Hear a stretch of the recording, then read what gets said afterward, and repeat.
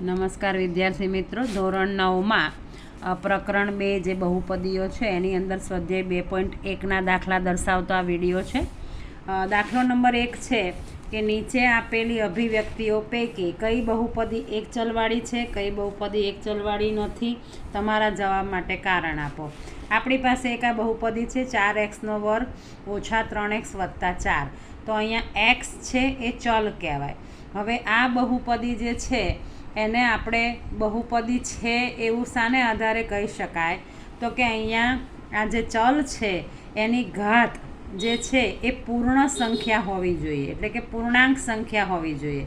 જો ઘાતમાં માઇનસ હોય અથવા તો આ ચલ છે એની આગળ વર્ગમૂળ હોય, તમને અહીંયા ઉદાહરણ આપીને સમજાવું કે ધારો કે એક્સની -1 ઘાત હોય તો એને બહુપદી કહેવાય નહીં. ધારો કે ચલ વર્ગમૂળમાં હોય તો પણ એને બહુપદી કહેવાય નહીં. એવી જ રીતે આ એક્સ માઇનસ ઘાત છે, એવી રીતે છેદમાં હોય એક્સ, આ બંને સરખું જ છે. છેદમાં હોય એક્સ અથવા માઇનસ ઘાત આપેલી હોય અથવા વર્ગમૂળમાં હોય આવું હોય તો એને બહુપદી કહેવાય નહીં. એટલે બહુપદી હોવા માટેની આ શરત છે કે અહીંયા એની ઘાત જોવાની. અહીંયા ઘાત છે 2 અને અહીંયા ઘાત છે 1. અહીંયા ચલ એક્સ જ છે, બંનેમાં ચલ એક જ છે, એટલે એક ચલ બહુપદી છે. અહીંયા ધારો કે એક્સ નહીં વાય હોય તો દ્વિચલ બહુપદી થાય.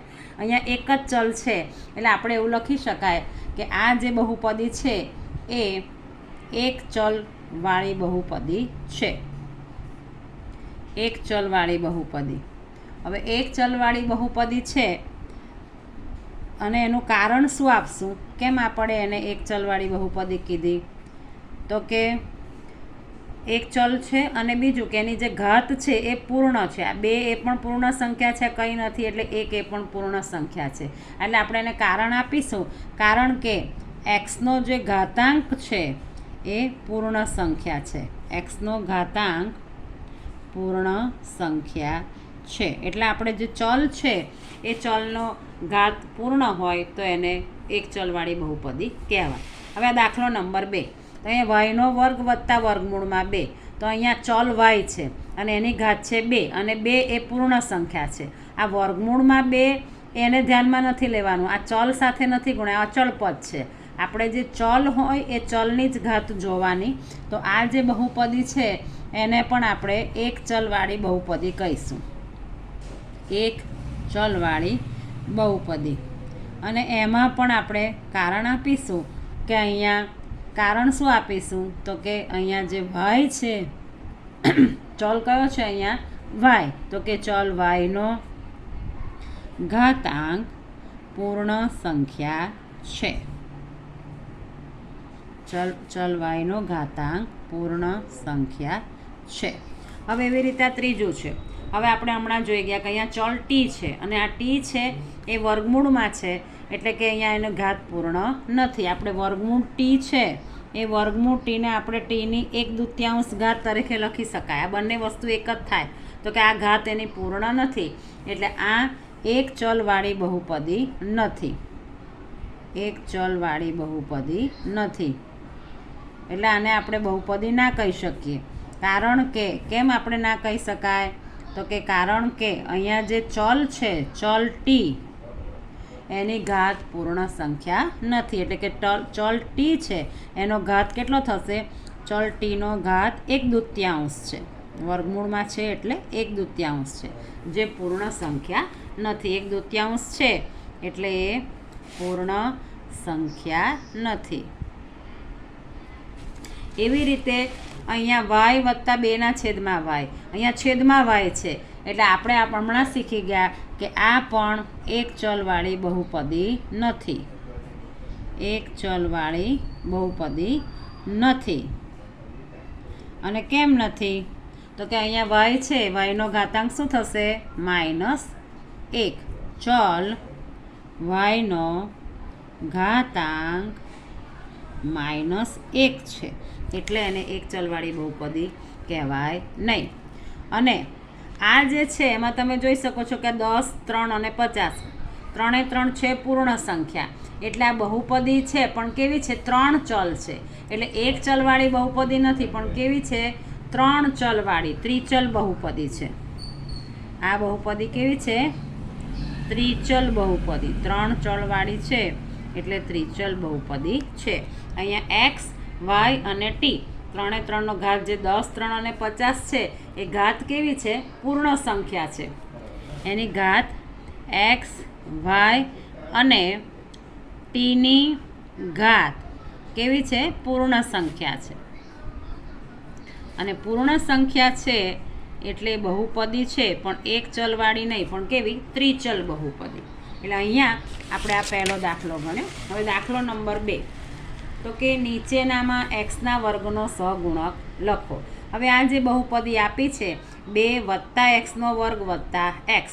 હવે આપણને એક્સના વર્ગનો એટલે આપણે આ પદને ધ્યાનમાં લઈએ તો અહીંયા એક્સનો વર્ગ એનો સહ એટલે સાથે ને ગુણક એટલે ગુણાયેલો. એક્સના વર્ગ સાથે જે સંખ્યા ગુણાયેલી હોય એને સહગુણક કહેવાય. અહીંયા કશું નથી ગુણાયું પણ એટલે આપણે એને એક તો કહેવાય. એટલે અહીંયા આપણે એક્સના વર્ગનો સહગુણક શું થશે? તો કે 1. એક્સના વર્ગનો સહગુણક શું છે? 1 છે. કંઈ નથી એટલે 1. ધારો કંઈ 5 હોત તો 5. અહીંયા માઇનસની નિશાની હોય તો -1. અહીંયા માઇનસ ને 5 હોય તો -5. નિશાનીને ધ્યાનમાં લેવાનું.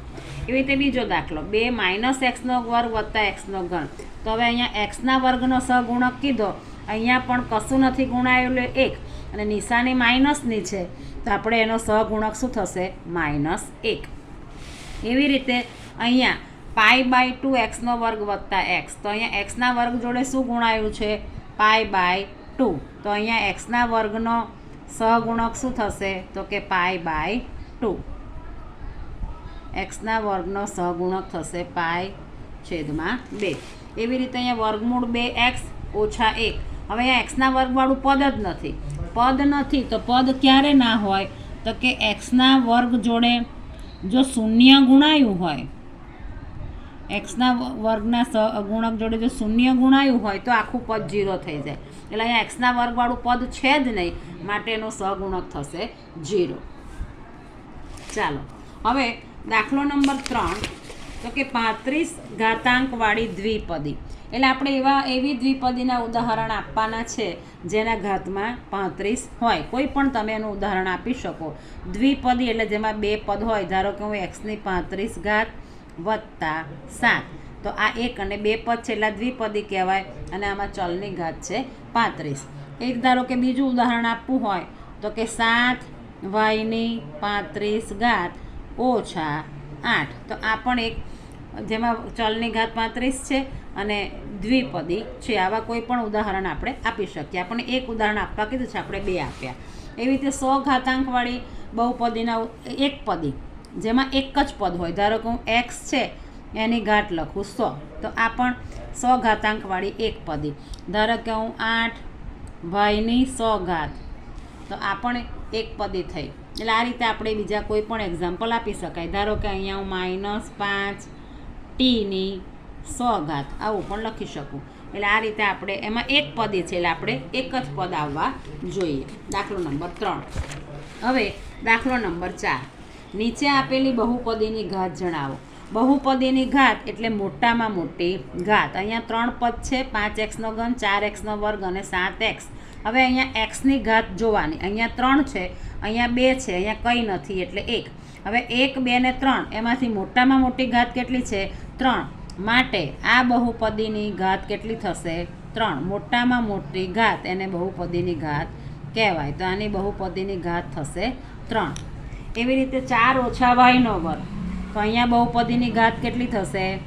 અહીંયા 2. મોટામાં મોટી ઘાત 2 છે એટલે બહુપદીની ઘાત થશે 2. અહીંયા 5t અને વર્ગમૂળમાં 7. તો અહીંયા t છે, tની ઘાત છે 1 એટલે આમાં બહુપદીની ઘાત થશે 1.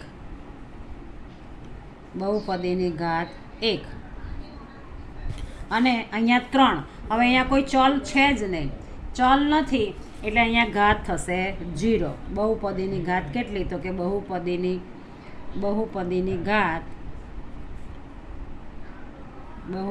ઘાત થશે 0. ચાલો દાખલો નંબર 5. એટલે આમાં તમને ખ્યાલ આવ્યો હશે કે મોટામાં મોટી ઘાતને બહુપદીની ઘાત કહેવાય. હવે નીચે આપેલી બહુપદી સુરેખ છે, દ્વિઘાત છે કે ત્રિઘાત બહુપદીમાં વર્ગીકૃત કરો. હવે જો ઘાત મોટામાં મોટી 2 હોય તો એને દ્વિઘાત બહુપદી કહેવાય. મોટામાં મોટી ઘાત 3 હોય તો ત્રિઘાત. અહીંયા 2 છે એટલે દ્વિઘાત. અહીંયા એક્સની ઘાત 1 છે એટલે આને સુરેખ બહુપદી કહેવાય. અહીંયા 2 ઘાત છે એટલે આને આપણે લખીશું દ્વિઘાત બહુપદી. આમાં 3 છે એટલે આ ત્રિઘાત બહુપદી. આમાં મોટામાં મોટી ઘાત 2 છે એટલે આ થશે દ્વિઘાત બહુપદી. હવે આમાં એક્સની ઘાત 1 છે, કંઈ નથી એટલે 1 સમજવાની, અને જેમાં એક્સની ઘાત 1 હોય એવી બહુપદીને સુરેખ બહુપદી કહેવાય. અહીંયા કંઈ નથી એટલે 1, તો આ બહુપદીને પણ કહેવાશે સુરેખ બહુપદી. અહીંયા એક્સની ઘાત 2 છે એટલે આને આપણે કહીશું આરની ઘાત 2 છે, અહીંયા આર છે ચલ, એટલે દ્વિઘાત બહુપદી. અને અહીંયા એક્સની ઘાત 3 છે એટલે આને ત્રિઘાત બહુપદી કહેવાય.